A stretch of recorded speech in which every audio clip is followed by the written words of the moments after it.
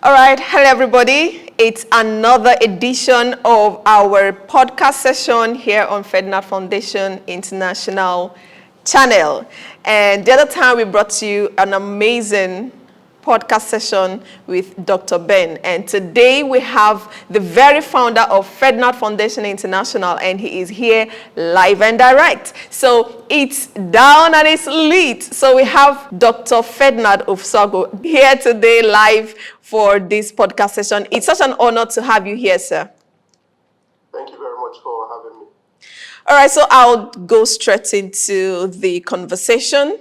And so as a way of starting, I would like to know, could you give us a brief introduction of yourself? Yes, let's get to know you. My name is Dr. Ferdnand Osuagwu. I am a child and adolescent psychiatrist here in the United States of America. I actually live in a state known as Michigan here in America.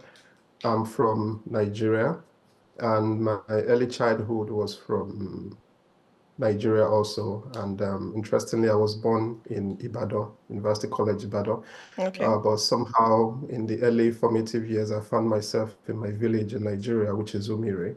And I spent, I think, 4 years or so there at Central School 𝐂𝐳𝐬𝐧 before my mom moved back to Ibadan to reunite with my dad. And I attended 𝐈𝐻𝐵 Primary School in Ibadan, which are all public schools. And then from there, I headed to Loyola College Ibadan. And from Loyola College Ibadan, I was fortunate to be their best graduating student. And interestingly also, while I was at 𝐈𝐻𝐵 Primary School, I was the best graduating student and the head boy. Oh, wow. And from college, which has this tradition of having a lot of students who go into high profile careers, I ended up at University of Ibadan as a medical student. And upon my graduation, I went to Edo State in Ibadan, where Edo State in Nigeria, where I served. And during my service here, I was the director this award during that year. And immediately after my sojourn in NYSC, my alma mater, which is the College of Medicine, University of Ibadan, came calling and offered me a position to join them based on merit as a faculty. So I joined the College of Medicine, University of Ibadan as a faculty at the Department of Anatomy.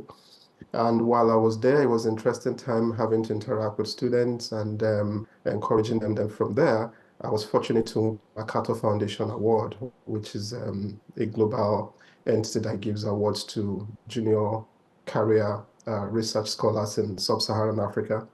Upon arriving in the United States, I did residency and then became a psychiatrist. Then I went to do a fellowship, 2-year fellowship in child psychiatry, and became a child and adolescent psychiatrist also. So currently practice in Michigan. I'm the vice chairman of the Department of Psychiatry at my Michigan Medical Center. And in terms of leadership position, I've been fortunate to have won some research awards while I was here in the US. The Joan D'Amato Award was one of the highlights of my career here. And I was also a winner of the American Psychiatric Association Diversity Leadership Award. And I've gone to serve as a member of the American Psychiatric Association Council for Children, Adolescents, and their Families, which is the highest decision-making body for child and adolescent psychiatric practice here in the US. And years ago, I was fortunate to be elected as the chairperson of the American Psychiatric Association Caucus for Climate Change and Mental Health, which was one of the hallmarks of my life and sojourn here, because that put me directly in leadership position within the corridors of the American Psychiatric Association. But bearing all that, I am the founder of Ferdnand Foundation International, and that has been one of my most loved achievements, because, you know, having a child has been something that has been burning in my heart, which I has been doing on an informal basis, but this platform gave me an opportunity to do it on a formal basis. Thank you. Wow, this is an incredible, an incredible bio. Honestly, I see a trade of service, and I see someone who's been committed to serving, who's been committed to bringing solution, and I think that's quite commendable. Well done, sir. So talking about Ferdnand Foundation, what exactly inspired you to establish this organization, and what was the motivation behind it?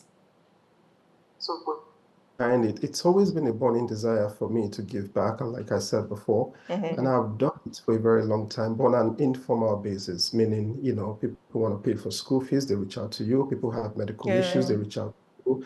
You have colleagues who you went to the same high school or elementary school who are not as fortunate as you. They run into problem, they reach out to you. But I started seeing that, it would be better to have this in a more formalized way.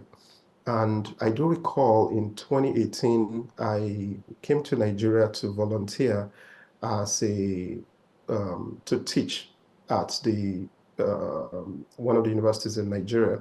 And it struck me the stark, disparity between the people who have and the people who do not, the real marginalized people in Nigeria who have to use public schools, who have to use public services.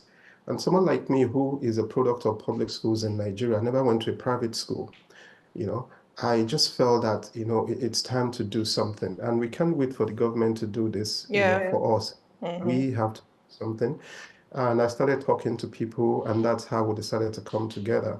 And like I tell everybody who works with me in Ferdnand Foundation, that this is a mission, a calling, I'm fortunate to have a very core, dedicated group of people who are really bent on giving back and not looking for something that will benefit them, but they are selflessly every day thinking about what can we do to give back, to help, and to mentor, nurture people. And we are targeting more, people who are really marginalized, the widows, the orphans, children in public school. We have a little bit of things on resource mobilization. We also have advocacy in climate change, because this portfolios that we're working on. And my dream is that this should be a legacy project that would outlive each and every one of us who are currently working on the project now. All right, so how about, let's look at the foundation's mission. I mean, Ferdnand Foundation's mission. What are the core values and mission of Ferdnand Foundation? You've already spotlighted that, a little bit of that, but I just wanted to dive deeper on that. How does these principles guide the work that you do? So, our core values are centered on the tenet of the fact that this world will be a better place. Everybody is able to do something. Yeah. And the world as we see it starts from different villages. So we need to build this world and make it a better place, one village at a time, one individual at a time. And those are some of the core things that drive, what we do. And we also believe so much in empowering people and making sure that we make them sustainable, so that people don't get into the habit of having, handouts being given to them alone. Yes, there are times when we need to interject and give something to lift people up from the abyss of where they find themselves. But the ultimate goal is that each of these individuals that we impact on their lives, we want them to be self-sustaining. And the plan is that they will go back and give back to the community where they are coming from. Okay, that's a great one. All right, so how about the impact? Let's talk about the impact of the initiative. Could you describe some of the key initiatives and projects that Ferdnand Foundation has undertaken, since its inception? So far, the foundation is young. We were incorporated in the state of Michigan in April 2024, and this is currently July, so that's about roughly 3 months or so. Okay. Roughly around the 100-day mark. Okay. But what we have done so far as a young foundation and impact, the feedback we have gotten has been incredible. We started with a village in Nigeria known as Umiri. And what we did was to send, our people there to go and do data capture, because, we live in a modernized world where without good data, it's very difficult to plan. We just didn't want to come into a place and start, imposing our beliefs and what we think people need. But we actually send people to gather data. And we decided that, why don't we start with the women? These are the bedrock of the family. The women are the ones who hold the family together, especially the rural women. And the women in Umumbaruhi told us that, hey, we want you guys to help us to set up a small business that we can use to generate income every month, and then we can have a sharing arrangement among ourselves. And we looked at all the different proposals they came up with. One of the proposals was, being able to rent out chairs and things that people need when they have events and gatherings. And we decided to fund that. And so far, this woman who has been able to start renting out these things has been generating income, which they plow back into their family and into their children, and helping the community to thrive and grow. Now, there was another project from the Miri women where they reached out to us and said, hey, for us, we have so many things going on, but we would like to have a grinder machine that people can bring cassava to come and grind. Sorry, so people can bring cassava to come and then use the area, which had a token for this. So under this, and just like we talked about, mission is to empower people and make them to be self-sustaining. And empower a woman, actually empower society. Most women will plow back whatever resources they get into this thing.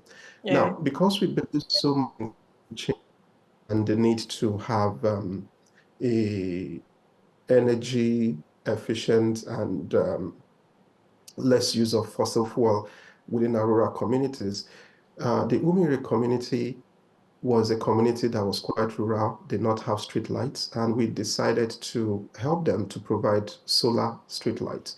And the idea is that, the place is lit up, people can walk around in the night, it improves safety, and also the people in this community.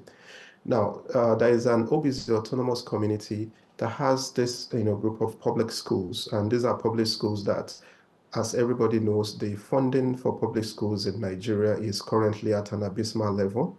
And we decided to reach out to the schools to say, hey, how about you give us the names of your 3 best students, And these are students who, despite the adversity they are facing, despite the fact that they are in a very resource-poor condition, but they've been able to distinguish themselves to be first, third, and second position. And we plan to unveil them as the Ferdnand Foundation scholars. And what this entails is that we are going to give them, school materials, backpacks, t-shirts, books, writing materials they can use. And we're also going to give cash prizes to these children as a way of incentivizing them. And the plan is that we will also provide mentorship for these children going forward. So if you want to be a footballer, like some of them have done, we will pair you with a footballer that can help you, an agent that can help you. You want to be a teacher, we'll pair you with somebody who is in that career. You want to be a physician or a doctor, we'll pair you with somebody that can help you. And we also wanted to tell the story of these children. We wanted to show that, look, children who are having dreams, and this is the time to capture them, let their story be good, let the story of their parents and their struggles, let it be seen out there. And the fact that Ferdnand Foundation is going to be with them all through this journey. And my dream is that one day we will have cohorts of people who have gone through the Ferdnand Foundation mentorship to all these schools where they came from, rural schools, and back, and also mentor other people. But most importantly, to give hope that I'm a product of public schools. You can do more than what I have done for myself here in America, and your vision should not differ. Okay, it can be used as a stepping stone to help you to build and get to, greatest heights that you can be. So we believe that this is going to be a very good capacity building project that will help to bring up a new generation of children who will aspire to be the best in their career and future endeavors. Oh, wow. Oh, wow. This is so touching. I love it when you said that the whole idea is at the center is to give hope. And I think that is already being achieved, because I can't imagine what it looks like to be in a position where you cannot afford school fees, and all of a sudden someone is saying, I'll pay your school fees, I'll give you resources, I'll mentor you. That's another huge part, because mentorship is also big, because sometimes we just give out fishes and then they go back to the whole circle, and then their lives don't even get any better after they get out of school. So it's also incredible that beyond giving the hope, that there is a mentorship system, so that if I want to be whatever, I have someone that I'm looking at who's been there. If I want to be a medical doctor, I have someone. So I think the part of the mentorship is, maybe because I'm a mentor myself, it just so resonated with me. It's incredible. It's incredible. Okay, so I'll get to the next question, which is still talking about the impacts of the impacts of the initiative. How have these initiatives contributed to the communities or the individuals, that you aim to support? Has there been any feedback that you've gotten over time that has made you think, oh wow, I think this is this is a worthwhile project to get on? We've gotten positive feedbacks. I mean, I Okay. got into a stage in my life now that I'm considering switching my cell phone to a different one, because I keep getting messages, messages of goodwill from Oh. people. They mean well, to reach back. And the most important thing is that Nigerians are grateful, and they just want, the Yes. big things of life, and You're they will right. try. And they also need to see that the people who are leading mean well. If you can put that in them, they are willing to strive to be the best that they can be. So, the President General of these associations, the President General of the communities which we have met, they've been fantastic in terms of, showing support. And then you're having community women coming back asking, when are you going to visit? When are you going to come to Nigeria? We want to meet you. And I keep telling them, this is not about me. Yeah. The vision and the mission is that what we have done is to provide the support. Now we want you to now go back and help other people, so Yeah. that chain of help will continue to expand.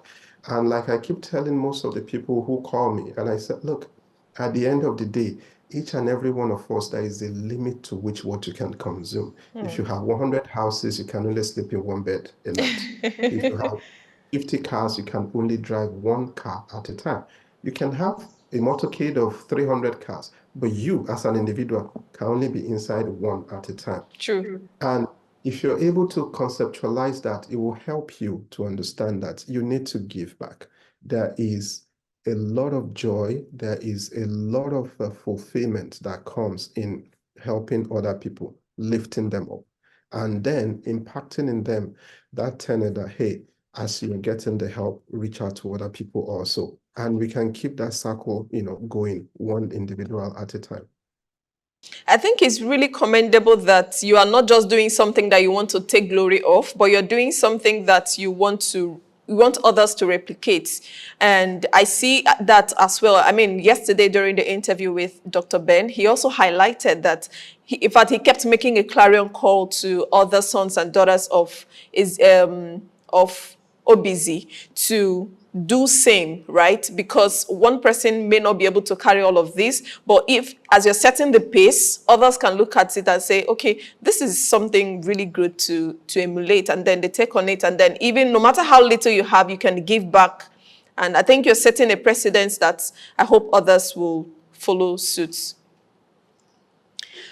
Okay, so let's get to talk about the challenges and the success. So let's look at the challenges, because there is no challenge-free championship. And I know that no matter how good this project is, no matter how encouraging, no matter how great it is, there will always be challenges. So what have been some of the biggest challenges that Ferdnand Foundation has faced along the way, and how did you overcome them?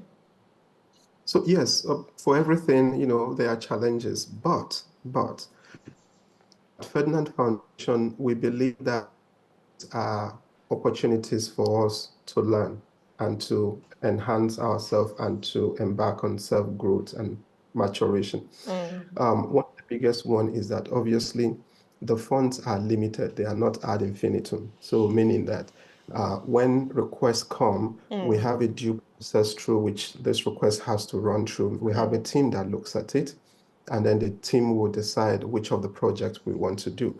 And even though we would love to do everything that is being thrown at us, but we have to look at what the budget is, the feasibility study, how soon. Because one of our key thing is that when we embark on a project, we want it swiftly done and done very well. So we don't believe in starting something and letting it linger. And most of the projects we've done, speed is of crucial and quality also. Like the streetlight project, the whole thing, the conception, the procurement, going through the tender board, having vendors bring quotations, reaching out to the community, approval process, deploying the team on ground to start work, branding the solar panels themselves, lighting it up, took about 4 weeks. We required people working behind day and night to make sure that we Yes. deliver. So funding is key. Now, the other thing is that the Nigerian landscape is very unique and interesting because you need to meet people where they are. Even though you're coming to help and you're coming to assist, you still have to go through constituted authority. And sometimes elected officials are interesting people, and when you interact with them, Yeah. even though they want to help, but also they also have the belief that something has to be done for them also. I'm talking about the politicians now, not the community elected people, and which I understand, listen. So trying to work with them within that ambit and also trying to re-educate and reorient them that, hey, we want to give, and then we are also expecting you to see this as a community service rather than Yeah. something um, to benefit from.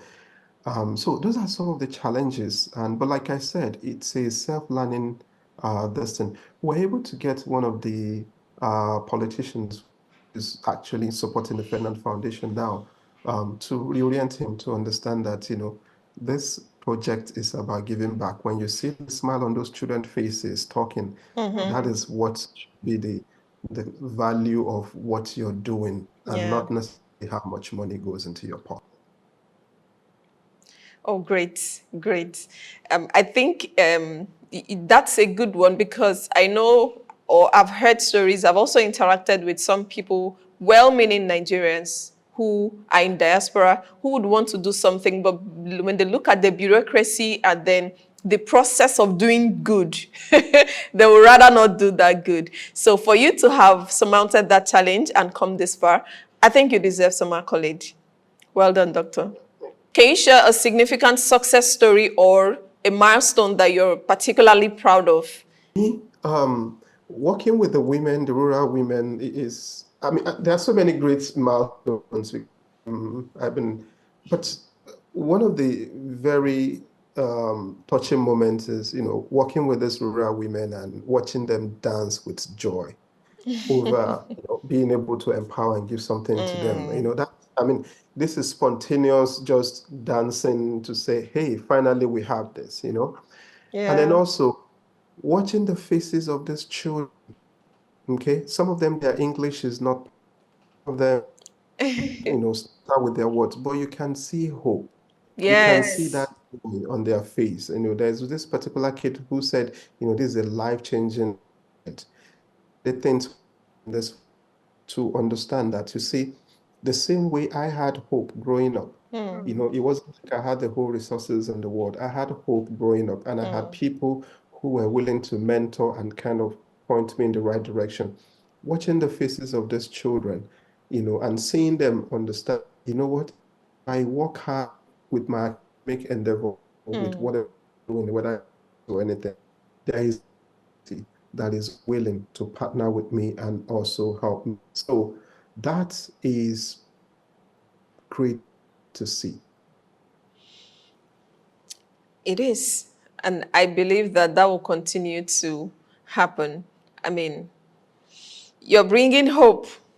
You're bringing hope, and I hope that that will continue to be this story. So let's look at the future directions. What are your future plans and aspirations for Ferdnand Foundation? What should we expect in the future time? We've done a lot of those pilot projects. So the plan is to start expanding a little bit more. Climate change is something that I'm very, very passionate about. And Okay. coming to the United States of America, being a person of America and climate change has given me the opportunity to tread corridors of places which ordinarily I wouldn't have dreamt in my life that I can sit. You know, high decision making tables where, as a little boy growing up in Nigeria, watching US movies, I would never in my wildest to sitting down and making policies and all that. And I think that going forward, because the way our country is structured, we have struggled with energy. And why not, start looking for green energy alternatives, for people? Why can't, we have every village in Nigeria having a solar panel and a battery that can give everybody light, allow children to read during the night. And there are entities that will be willing to partner if we're able to put our arts together. And in terms of education, we cannot, and I repeat, we cannot leave it at the hands of government alone. People have to help out. Yeah. And sending your child to private school and not reaching out to the marginalized children, it's not a very sustainable way to ensure growth. Look at it this way. If you spend millions of naira to send your child to, say, Babcock University, Afe Babalola University, and all that, but then the kid on the other side of the divide who did not have these opportunities, if those kids don't have opportunities, they start doing crime. When your kid comes out, your kid has to spend extra to provide security or ways to protect themselves from these other people opportunity. So instead of having to hire police and everybody to follow you around, why don't it's a sort of security for you? Yeah. When people have something to do, their likelihood to want to engage in crime is less. True. And Nigerians are people, if they feel like you're doing something and you're helping, they are the ones that will protect you. I can give you an example. In my village where I come from, I don't have any fear of anything because I know when I'm around people that we mean well. So we don't need to come in with motorcades and security and everything because the community consider you as their project that has to be Exactly. protected all time. And that comes when you're having that spirit to give. Wow. I think one thing I picked from what you just said is that while you are trying to get your own home fixed, get your own table filled with food, think of the other person. Because if you're just thinking about you, after a while, that same effort you're making will be just like shooting yourself in the feet because the people that you didn't help will come back to hurt you. And I hope that people who are well-to-do, people who are better off, people who have more advantage than others can look at this thing as a clarion call and see ways to make this commitment to help others. Okay, we're gradually getting to the end of this conversation. So I would like to know, sir, still talking about the future of Ferdnand Foundation, how do you envision the foundation evolving or expanding its impact in the coming years? Are there plans, are there strategies to scale what you're doing? We're looking to partner with other libraries. We hope to reach out to bigger bodies with deeper pockets, Bill and Melinda Gates Foundation, the Rockefeller Foundations, bigger entities to start seeing how we can partner to them to increase the dragnet of funding that we have, and so that we can reach out and touch more people. We want to build a more sustainable long-term project to have shelters in Nigeria, and this will be shelters in the different geographical zone. These shelters will serve as transition houses for people who are in transition phases in their life, or people who have been exposed to trauma and they need a place to stay. And then we also know that, mental health in Nigeria is something that if you ever struggle with mental health, you're basically on your own, or if your family is not able to care for you. So we are Yeah. hoping to centers where people can actually go, and get treated and also have some form of empowerment to help them to be able to stand on your feet. And this is coming from a background as somebody who is in mental health, as a psychiatrist in Nigeria. And then in terms of resource mobilization and advocacy, climate change is going to be huge, for us as we move forward, and also looking for more energy efficient ways to help our people to thrive and do Fun. business and do things. Okay, fantastic. Excuse me. So let's look at some personal reflections. How has leading Ferdnand Foundation impacted you personally? I know you've had a lot of accomplishments. So you weren't looking for a job to do when you set out to establish Ferdnand Foundation. So what has the personal experience been for you, leading this organization? So one of the things is, like, I feel touched, like the team that has worked with me so far, they've worked effortlessly. Uh, we have our board of directors. We have Dr. Celestin Seme. He is a physician here in the US also. Okay. These are our board of directors don't get paid, so it's a volunteer job. We have Mr. Chika Adima, who, comes with a lot of experience in the legal sector and everything. And then I'm the chairman of the board. And we also have, other members. And I tell people, I said, one of the people who work for us works with the African Centers for Disease Control as a expatriate staff. And these are people who want to give. They don't, they're not looking for anything to get from this. And for me, the personal thing which I keep, you know, working on every day is that there are good people out there. Yeah. There are good people out there. Once you're able to reach out to them and they see that you mean well, people fall into Right. people tend to misbehave when they feel like the people who are leading them are not, they don't mean well. Then it's difficult, but that example, once people see that, what, you are selfless, you want to give, before you know it, they start, also exhibiting that level of selflessness in the way they carry out their duties and everything. My foundation's logo was designed by my daughter. It was like we had so Wow. many, we contracted to do it, and then we kept going back and forth. And she just picked pen and paper someday and then said, okay, what do you even want? And I said, okay, you know what? I wanted to have two lions because, lion signified leadership, strength, and all that. And my zodiac sign is Leo. So we wanted that, so we had two lions. And Okay. then, there is a stethoscope to reflect the fact that we have medical outreaches and things like that, health. And then there is a, house to reflect that will provide shelter down the road. There is a about climate change, and then something about education by the side. Yeah. And before you know it, a day or two, boom, she just, gave it to me. Wow, thank you for doing. And you could see the excitement in her. And when it comes to working with us, she brings the Gen Z approach. Yeah, the flavor, the Gen Z flavor. So she's like the voice of the Gen Zs, and she's looking excitedly, with the rest of our siblings to go back to Nigeria for medical outreach to, Oh. and so these are the kind of things that you see. What we can make a difference in our society if we all understand that this is a collective. You cannot do and keep all your resources to yourself. You have to be willing to give back, to help people.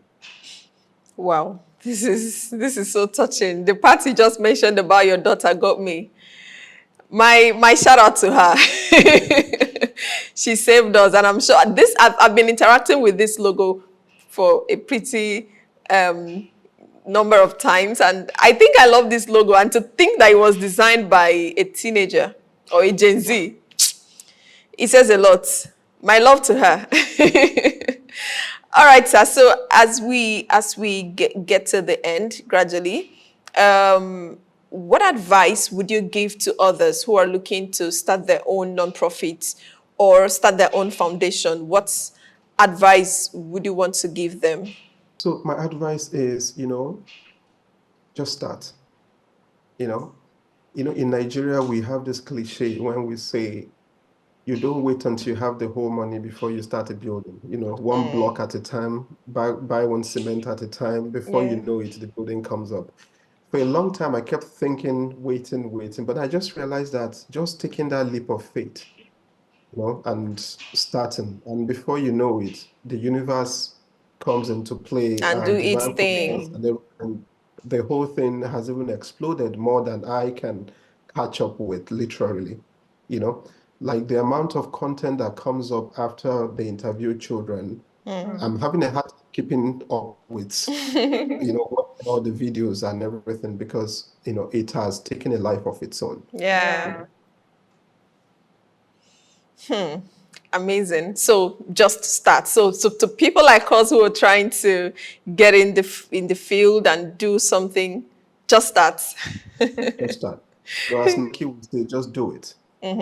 Start, do it. It would, things will fall into place.